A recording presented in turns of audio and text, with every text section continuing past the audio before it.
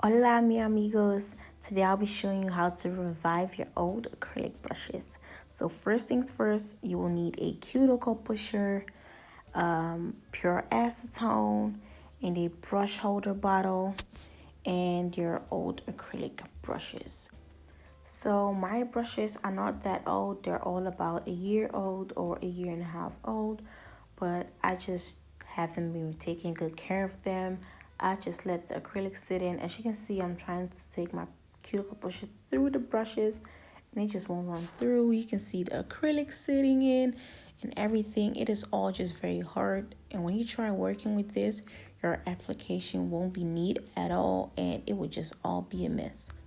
So what you want to do is put your acrylic brushes facing downwards into the brush holder bottle. I think if it's called, I don't know, I'm not sure.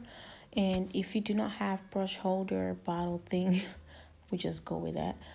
You can use a dapping dish, but make sure you hold your acrylic brushes or tape it against in the dapping dish because you don't want your brushes to touch the bottom of your dapping dish or of your bottle or anything you're using, because if you leave it in there for too long, it will ruin the shape and it won't go back to normal. So then you want to pour in your pure acetone. But make sure it doesn't touch the handle of your brushes, but just pour it till your hairs are covered with the pure acetone, as you can see what I am doing. And then you just want it to like sit in there for at least 4 to 5 minutes, not too long, because acetone is very harsh on Kolinsky brushes, and Kolinsky brushes are real hairs, so don't do that. After 4 to 5 minutes, I take my brushes out and then I just wipe them off on the paper towel. And this is where you use your cuticle pusher. You just scrape off all the acrylics. Unfortunately, my camera went off during scraping off my acrylics. I don't know why or how. So I decided to refilm this part, but I don't have acrylics in my brushes anymore. So anyway, you want to use your cuticle pusher to scrape off all of the excess acrylics that's still left in your brush. Make sure you've got every and little pieces of acrylic out of your brush. And if you think you need to, you can just put your brush back in for in the acetone a bit longer.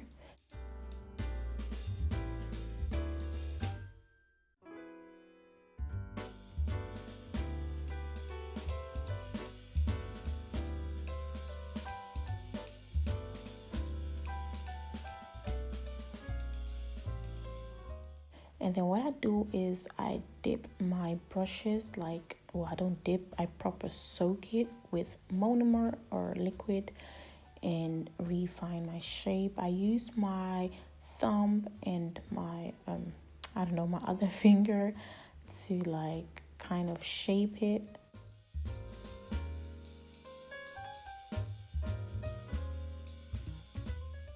I use the monomer kind of like a conditioner, hair conditioner, because obviously you've put it in acetone and that was very harsh for your hairs, so you definitely want to dip it back in the monomer to like kind of bring back the moisture in your brushes.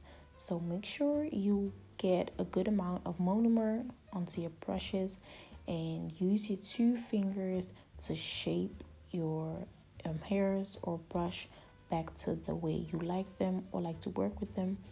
I like to work with kind of overly shaped brushes and especially flat. So most of my brushes are also pinched. You can order pinched brushes or you can pinch them yourself. I have one brush from Cakes and Nails. I think it's the size 14. That's this brush. It is not pinched, and as you can see, the brush is not very flat. So I don't really like working with it because I haven't pinched it yet, and I really don't like working with, well, I think fat brushes. So yeah.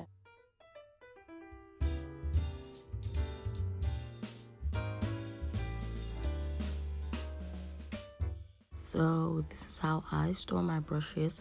This way the liquid won't go down into the brushes, if that makes sense. Thank you guys for watching. I love you guys so much, and see you next time. Mwah.